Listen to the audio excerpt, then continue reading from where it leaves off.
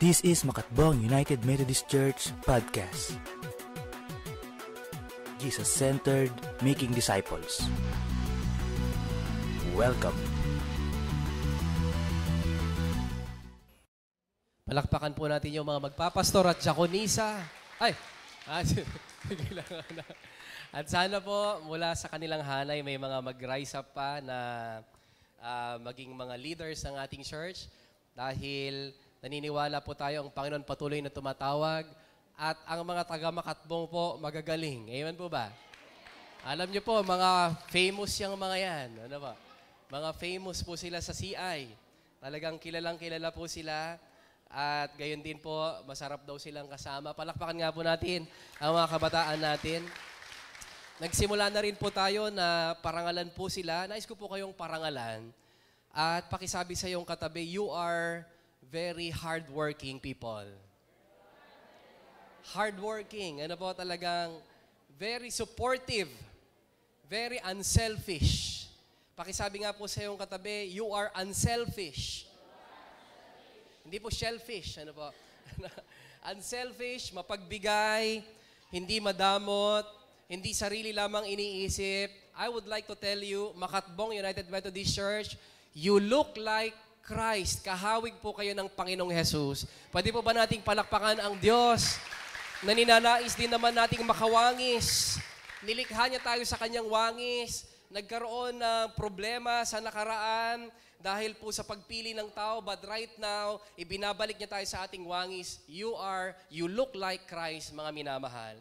Nais ko pong sabihin din po that we have a story this 2016 na sinulat nating lahat. Pakisabi po sa iyong katabi, kasama kang sumulat dito. At mga kwento ito ng pagkakaisa, kwento po ito ng pakikiisa. Salamat po sa inyong mga buhay. Palakpakan po natin ating katabi. Bakit po ba natin pinag-uusapan ito? Dahil gagawa tayo uli ng bagong mga kwento simula bukas. Excited po ba kayo? Sino pong malungkot na may New Year? Lahat po tayo expecting something. Kaya po ngayon, what we are doing here tonight ay pasalamatan ang Diyos. Di na natin maibabalik yung 2016. Pastor, may mga gusto akong burahin. Wala na po. But the good God is giving us a new chance. Ito pong papasok na taon na ito na marami rin pong sorpresa. At gayon din, marami po tayong delegates sa CI. We are so glad na sa kabila po ng mga, syempre po kabataan, wala din po tayong masyadong, kumbaga, pinansya na ma-produce nila ng sarili nila. But we have less than 30 delegates, at marami pang sumuporta.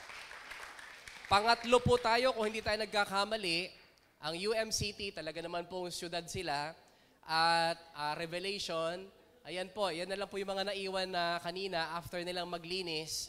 Pinuntahan po sila ng Exicom para i-check kung naglinis. Nagulat po yung Exicom kasi po nalinis na. Palakpakan natin yung Panginoon. Muntik na nilang uwi lahat ng upuan na yan. Hindi, joke lang po. Sa sobrang linis na gagawin na po. Kaya mga minamahal, may mga binhi tayo sa mga kabataang ito. Kailangan po ng ating sama-samang pagdidilig. Pakisabi nga po, pagdidilig.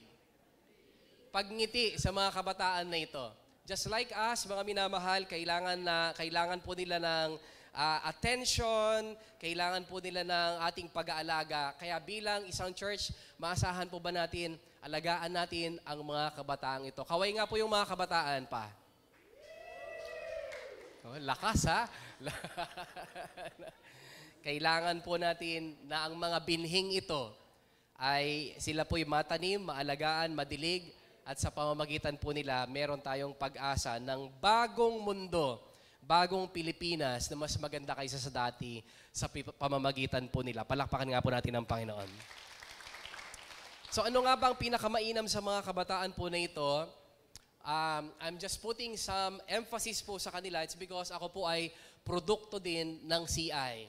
December 1993, pinilit po ako mag-CI. Wala sa loob ko. Pero yung epekto ng CI hanggang ngayon po nararamdaman ko sa biyaya ng Diyos. Sige po, palakpakan natin sila. So, ano ba ang pinakamainam sa mga kabataang ito? Magkaroon sila ng pamilya? Opo, kailangan nila ng pamilya.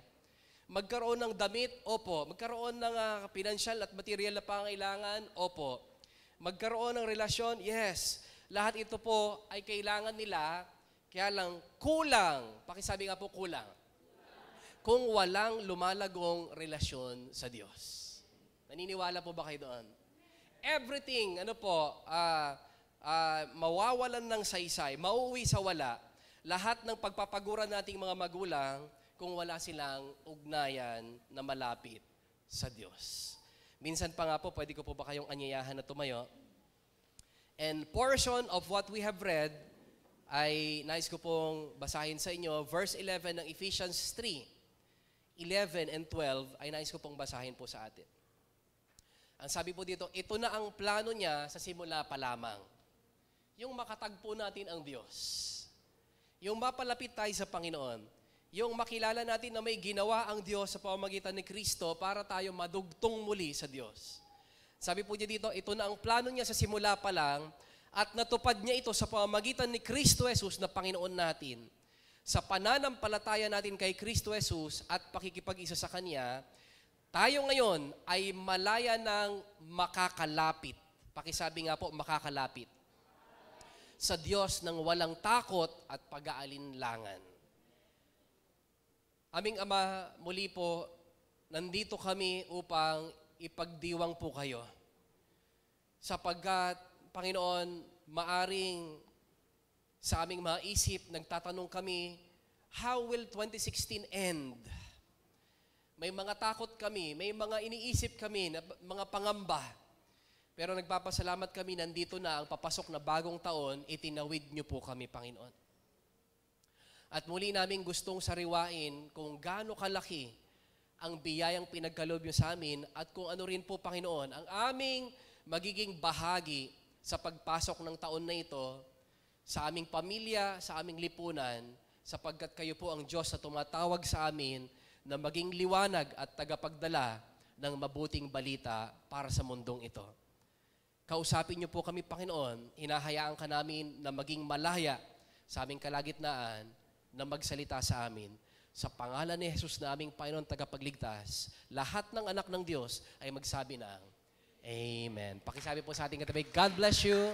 Amen. At pwede na po tayong maupo. Mga minamahal, we started the year with so much expectation. Sino po dito, ang dami mong expectation noong December 31, 2015? Ano po yung mga expectations natin? Hello po. Meron po bang pwedeng magbigay ng ano ina-expect natin? Hello? Hello? Parang mga minamahal, ano ba, nakalimutan na ba natin? O may naalala tayo? Baka meron po expectation noon, 2016, yayaman ako, tatama ako sa loto. Ano? Meron tayong mga expectations noon. Meron po tayong mga tinatawag din ng mga New Year's resolution noon. Tama po ba? And it's good to have expectations. Maganda po, mainam po na magkaroon ng expectation. Exercise po ito ng pananampalataya. Kapag wala na tayong inaasahan, tinatanaw na maaabot, kontento na lang tayo marahil kung anong dumarating, tangay-tangay tayo ng agos na dumarating. Kung saan tayo dalhin, dun lang tayo. Wala po tayong kumbaga ina-expect na, Lord, I know you are strong, I know you are rich, dadalhin mo ako sa ganitong kalagayan, bibigyan mo ako ng ganitong karanasan. Without expectation po, mahirap mag-expect na may mangyari. It's like a guidepost. Ano po? Para bang siguro sa mga kabataan na nakagraduate na, maybe in your mind before, ang tinatanaw mo magmamarcha ka sa stage ng graduation at bago mangyari yon, laman mo na ng puso't isipan mo. So meron kang guidepost, meron kang expectation. Now, mga minamahal, ang magandang balita po dito, God, pakisabi nga po God, can give. Sige po, samahan niyo ako. God can give. Much more than you expect. Tama po ba? Kaya mainam, Lord, meron na expectation eh. Pero yung Panginoon po gusto niyang higitan ito. Palakpakan po natin ang Panginoon. Because He is our God. Ito yung Diyos na sinasamba natin. Ito rin yung Diyos na pinagpapasalamatan natin. Ang New Year po, it's like opening a new book. First cover muna, and then first page, and then the rest of the year po papatapos na, and then the 365th day is today. Tama po ba? Last na. Alam niyo po kanina, nung ma-realize ko na last day na pala ng 2016, alam niyo po kanina medyo parang nagkaroon ako ng separation anxiety. Alam po ba yon? Yung para bang ang hirap pakawalan, ayoko mag-move on. Naku, alam niyo po, ilang oras na lang pala, 2017 na para bang meron akong, napamahal na ako sa 2016. Ano ba? Sino dito may great 2016? Amen. Alam niyo po, meron akong kaunting separation anxiety kanina. Parang ayoko pa, pigilan ko yung takbo ng panahon. Pero mga minamahal, nais ko lang anyayahan kayo, balikan natin kahit saglit. Pakisabi nga po, kahit saglit. Yung 2016. Nais ko po kayong tanungin, pwede ba kayong pumikit saglit po? Pwede tayong pumikit saglit. Huwag kayong matakot sa pagpikit. Ano pa? Dahil minsan sa pagpikit, marami tayong nare-realize na kailangan natin. What are the highlights of your 2016? Ano ang mga highlights nito sa buhay mo na ipinagpapasalamat mo? What are these? Pwedeng recently, pwedeng January, anong highlights ito? What made you happy nitong 2016? Ano yung mga babaunin mong karanasan na ipinagpapasalamat mo? What makes you hopeful? Anong inaasahan mo? Ano yung mga bagay na nagbigay sa'yo ng pag-asa nitong 2016? Ngayon din po 2016, ano naman yung gusto mong bitawan? Iwan. Gusto mo ng lisan para mas magaan ang iyong pagtakbo pagharap sa New Year na ito. Balikan din po natin because the things that we did not deal with, hindi natin hinarap, hindi natin naresolba, mananatili at mananatili at mananatiling problema.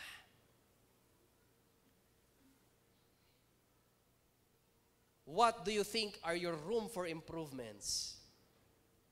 And what made you sad? Anong nagpalungkot sa'yo sa year na ito? We have to go back sometimes. Are they material things that you don't have? Yung mga bagay na wala tayo?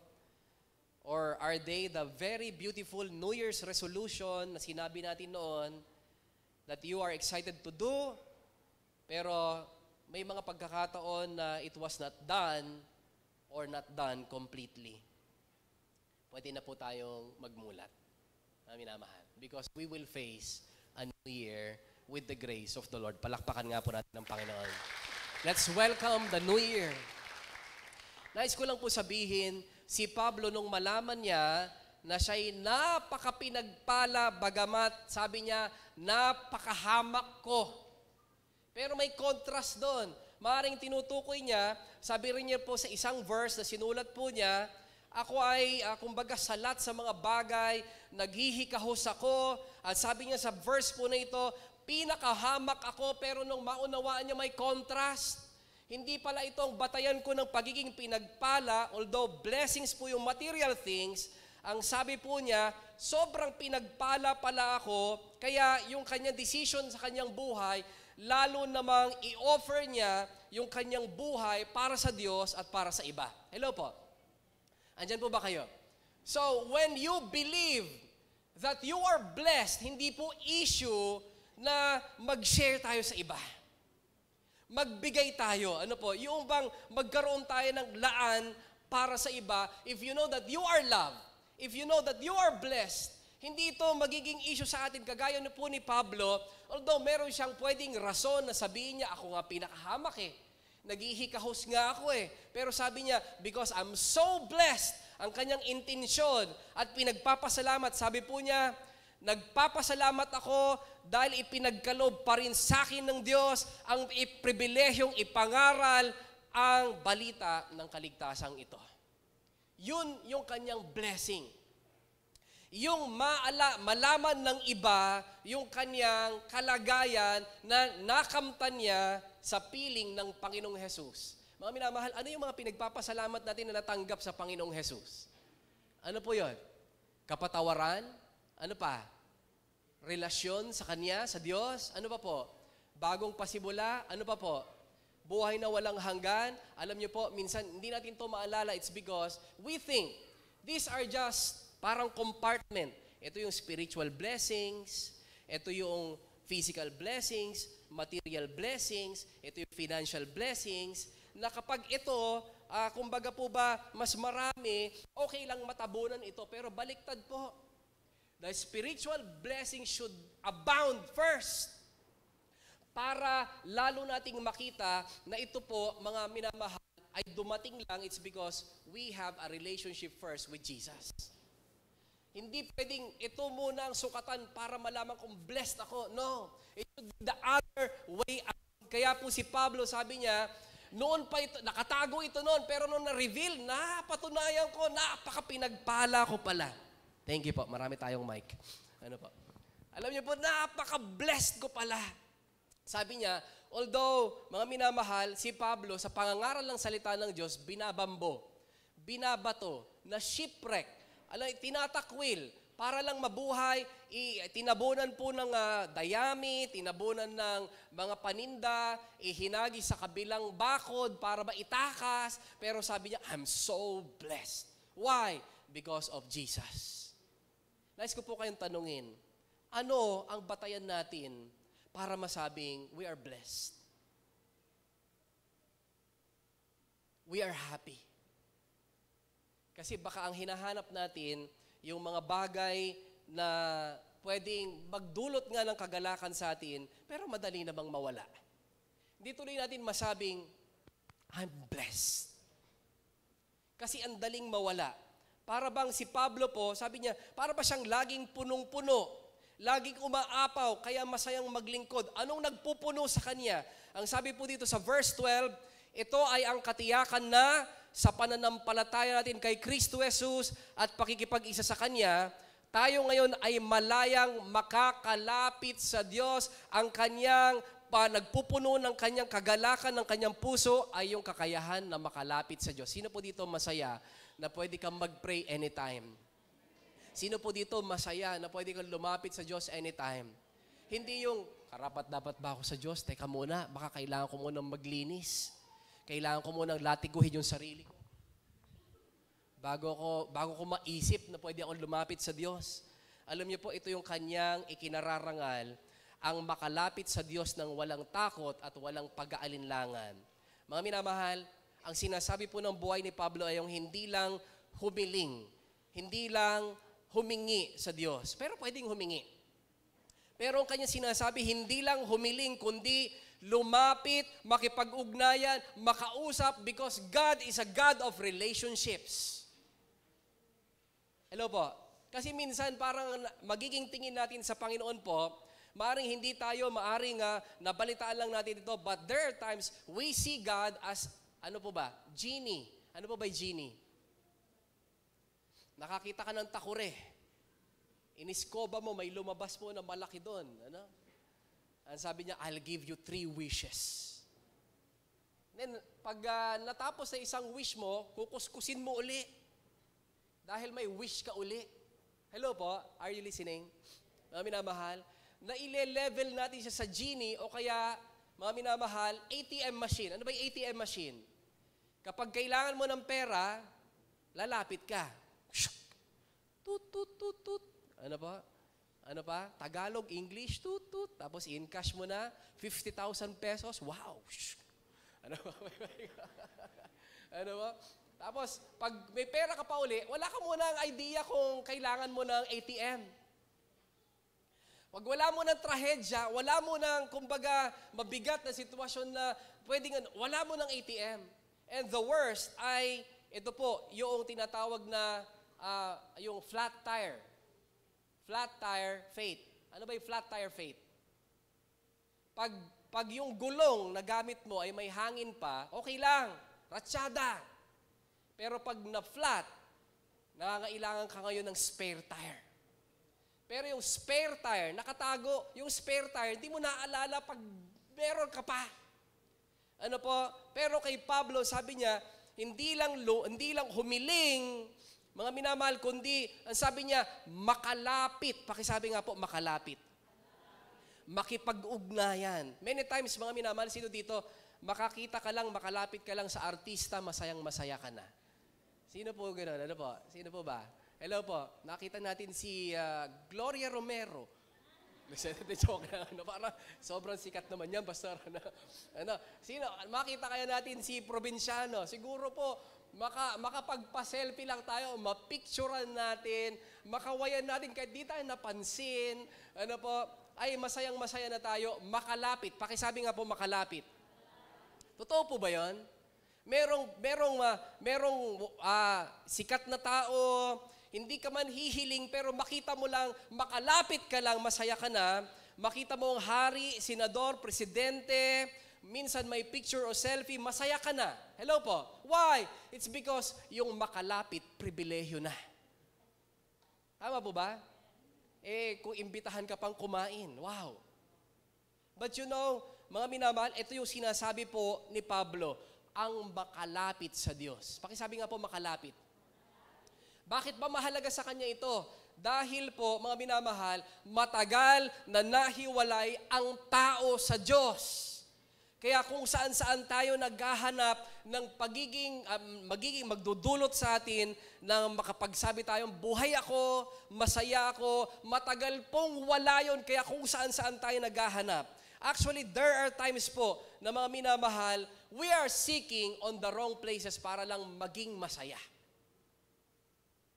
Naghahanap tayo sa iba't ibang lugar, paraan, para lang maging masaya. Pero the heart of Paul says, dahil sa pananalig kay Kristo, nilinis niya na ako, pinatawad niya na ako, kaya sa anumang paraan, hindi na ako itatakwil ng Diyos na ito, malaya na akong makalapit sa Kanya, malaya na tayong makalapit sa Kanya, palakpakan nga po natin ang Panginoon. Ito ang goal niya. Ito ang pangarap niya. Itong magpapasaya sa Kanya. Sapagkat nakita niya yung riches of Christ. Hindi po ito compartmentalized na financial lang, material lang. Hindi po, the riches of Christ, buo, kompleto. Pakisabi nga po, kompleto. Ito yung goal niya. Are you learning something tonight po? Ang dami nating goals, sama po ba? I hope meron tayong mga sinusulat ngayon para sa 2017. Sino po nakapagsulat na? Amen. Ano po? Sino may plano na dapat ngayon 2017 magkaroon ako ng at least business, at least magkaroon ako ng goal physically. Okay po ito. Meron po tayong goals. Pero alam po natin, minsan halo-halo yung goals natin. Hindi masama, pero may mga goals na maaring hindi makatulong sa atin para yung totoong mahalaga, ang makalapit sa Diyos, ang mangyari. That's why we have to set our goals. Sabi nga, mga minamahal, ang tao daw, gaya-gaya, basta masaya, hindi na mahalaga kung tama pa ba. But what is your goal? Para bang si Pablo, na ang makalapit sa Diyos, ang kabuuan ko at totoo naman, dahil apart from God, maghahagilap patuloy ang puso, pero mga minamahal, ang goal niya, makalapit sa Diyos. At pagkatapos naman, mga minamahal, na matagpuan ng tao yung mga akala niyang magpupuno, may kulang pa din. Pwedeng, ang goal po ng tao, hindi naman po masama, pero pag ang goal, mas maraming pera, mas maraming gadgets, mas maraming damit, mas maraming party, pero yung buhay lumilipas na, yung puso hungkag pa rin, lalong nagtataka, ano nga ba ang kulang, dumarating na sa point na mas wild na yung gagawin para maging masaya, mga minamahal, maybe you are looking in the wrong place. Bakit natin ito pinag-uusapan? Ayaw nating maging ganito ang mangyari. Ano po ba yon? Kung saan-saan ka na naghanap, andito lang pala yung hinahanap mo. Hello? Kung saan-saan ka na bumabaling ng tingin, pabaling-baling ng tingin. Ano, joke lang. Pero yung hinahanap mo, nasa tabi-tabi lang pala. Kung saan-saan ka naghahabol ng saya, nasa loob lang pala ng bakuran mo. Nasa paligid mo lang pala. Ang tagal-tagal lang nagpapapansin ni Lord. Kaya lang, sa iba tayo nakatingin. Kaya po may kanta na matapos lahat ng sinayang na panahon, pwede ko po ba kayong kantahan? New Year naman po. Ano? Matapos po na hanapin niya sa iba't ibang bagay, sa pag-aakalang, sa iba mahanap, ang saya, napapakanta po yung composer nito na, Ikaw pala aking Panginoon, tanging kasagutan sa aking mga tanong. If you know this, samahan niyo ako. Ikaw pala aking Panginoon, ang hanap kong ligaya, ang hanap kong pag-asa, ngayoy batid ko ng ikaw pala. Palakpakan natin. Salamat sa aking fans club. Bibigyan ko kayong t-shirt. Hindi, joke lang. Kaya, mga minamahal na mga kabataan, taas nga pong kamay ng mga kabataan. Wala nang kabataan. Pagagalitan kami ni Pastor. Kaya mga kabataan, itanim sa inyong isipan na sa pagpasok ng taon na ito, walang ibang magbibigay ng saya kundi ang Panginoon. That's for sure. That's for sure. Pakitapik nga po yung balikat ng kabataan na malapit sa'yo. Sobrang halaga ka. Sobrang halaga ka sa Diyos. Pero may ibang interesado sa'yo. Interesado sa'yo yung dyablo para sirain ang buhay mo. Pero ang Panginoon gusto niyang buuin yung buhay mo. Kaya sa pagpasok ng taon na ito, nawa, mga kabataan, taas nga po ulit kamay, mga bata, at yung mga gusto pa rin, kabataan pa rin, walang ibang makapagsasaya kundi ang Panginoon. Palakpakan po natin ang Panginoon. Sa mga magulang, taas nga po yung kamay ng mga proud parents, masasayang parents, amen, amen, amen. Ako, masaya akong parent, po.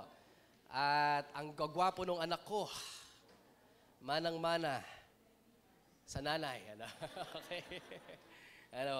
Sa mga magulang, nais ko po sabihin sa inyo, this 2017, magkakaroon tayo uli ng mga pamimili, pagtitimbang. Pero nais ko sabihin sa inyo, hindi kompleto ang handog natin sa mga anak natin kung hindi sila mailalapit sa Panginoon. Naniniwala po ba kayo doon? Apart from God, everything else will fail. Bubuhos lang, tatapon lang, mga minamahal. Kaya po ipaglaban natin uli ang ating mga anak. Kung hindi sila mailalapit sa Panginoon at hindi sila mailalapit sa simbahan, everything else will fail. Sayang po ang lahat ng ito. At kung mailapit natin sa Panginoon, kagaya ng sinasabi ni Pablo, ang makalapit sa Diyos nang walang takot ng malaya, dito tayo makakaasa ng masaya at kompleto at pinagpala at ang hinihiling mong 2017. Tumayo po tayong lahat, mga minamahal. Natulungan po ba tayo ng mensahe na ito? Alam niyo po ngayon, uso ngayon yung top 10 songs sa mga radyo. Mga sa FM stations, MTV, YouTube, may mga top 10 songs. Pero mga minamahal, salamat sa Panginoon, meron din tayong mga kanta na pwedeng top 10 for this year. Hello po, tama po ba? Meron din tayong mga natutunang kanta this year na maaring you may have a great year of unending blessings, unending great surprises. Yung theme song mo ay, Then sings my soul. Samahan nyo nga po kung alam nyo yung kanta. My Savior God to Thee. Sabihin natin, How great Thou art. How great. Sama-sama po nating sambahin ang Panginoon. Then sings my soul. Then sings my soul. My Savior. Come on, if you have great 2016, awitin po natin ito. How great Thou art. How great Thou art. How great Thou art. Or, meron kang inaasahan at meron kang pananampalataya na gustong i-exercise. At ito naman yung awit mo. Sabi po nung awit, your latter will be greater. Yung susunod sa iyong buhay, mas higit kaysa sa nakaraan na. Do you believe that? Because we have a good God Nang sabi po nung awit, and your ladder will be greater. Your ladder will be greater. Your ladder will be greater than the rest. Pakisabi nga po sa iyong katabi, your ladder. Your ladder will be greater. Your ladder will be greater. Your ladder will be greater than your past. Ano man ang nangyari sa iyong nakaraan, ang Diyos po kayang lumikha ng bagong magandang kwento sa iyong buhay. Palakpakan po natin ang Panginoon. O dahil dumadaan ka sa problema, sinasabi ng puso mo, ano man ang mangyari, because He lives. Sabihin natin, I can face tomorrow. If you know this song, let's sing. Because He lives. All fear is gone. All fear is gone. Because I know. Because I know. I know He holds your future. Our future. Amen. And life is worth the living just because He lives. Meron bang along the way ng 2016, tila ba sinagasaan kang sitwasyon? Meron ba along the way this 2016, sinubukang durugin ka? May mga namatay na pangarap, may mga nawala sa iyo. Makakaasa po tayo sa Diyos na ito that because He lives, dahil buhay ang Diyos natin, we will be able to face every tomorrow na darating. Pwede po ba tayong pumikit? In every situation, may sagot po ang Panginoon. In every situation, may kanta rin po tayo. Iba't iba man ang ating hinarap ngayon 2016, meron tayong selebrasyon, meron tayong mga pagkabigo, may mga nawala, may mga panahon ng desperasyon, may mga panahon na dinaluhong tayo ng bagyo ng buhay, bumaha ng luha, o maaaring hanggang ngayon dala-dala natin sa puso natin. Mga sitwasyon na hindi tayo tiyak, paano ko harapin ang bagong panahon na ito? Dala-dala mo yung problema, maaaring sa kalusugan, maaaring sa puso mo, maaaring nangyari sa buhay mo. Pero makakatiyak po tayo, iba't iba man yung sitwasyon natin. Meron tayong nag-iisang Diyos na mula noon, ngayon at magpakailanpaman ay para sa atin at hindi laban sa atin.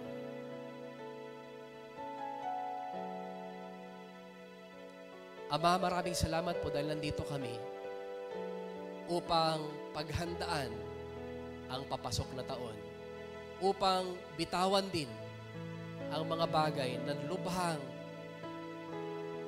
naging mahirap para sa amin. At inihiling po namin, magkaroon kami, Panginoon, ng karunungan that we may learn in the past. Salamat po because the biggest rooms in the world is room for improvement. Sa aming pananampalataya, sa aming ministries, sa aming mga personal na buhay, sa pag-aaral, pagtatrabaho. Lord, salamat dahil mula sa inyo laging may nakalaan na new beginnings. Hindi na namin mapapalitan yung 2016, pero may bago kaming nakalaan na 2017. Salamat po, Panginoon. Pagtulong-tulungan nawa naming itaguyod ang aming mga pamilya upang makalapit sa inyo. Iiyak namin sa inyo. Dahil wala na kaming iba pang makitang mas mahalaga, kundi ang madugtong po sa inyo, Panginoon. Magkaroon ng relasyon sa inyo. Kaya, O Diyos, ito po, hinihiling namin, samahan nyo kami sa paghakbang sa 2017 na lalong mahalagahin namin ang makalapit sa inyo. Sapagkat kayo, O Diyos, hindi malayo, hindi mahirap abutin, hindi nagpapahabol, kundi kayo'y laging malapit, laging nandyan. All we need, Lord God, is to come. Because you are so near, you are so close. Sabi nga po ng iba, ang distansya lang namin sa inyo ay singlayo lang o singlapit ng panalangin. Lord, let prayer be a part of our 2017. Dahil wala naman po kami, Panginoon, na pwedeng ipagmalaki kung hindi nyo ipagkaloob. May mga hindi kami hiniling pero ipinagkaloob nyo. Sobrang bait po ninyo sa amin. We thank you. We love you. We praise you. In Jesus' name. In Jesus' name, let us all say, Amen. Amen. Palakpakan po natin ang Panginoon.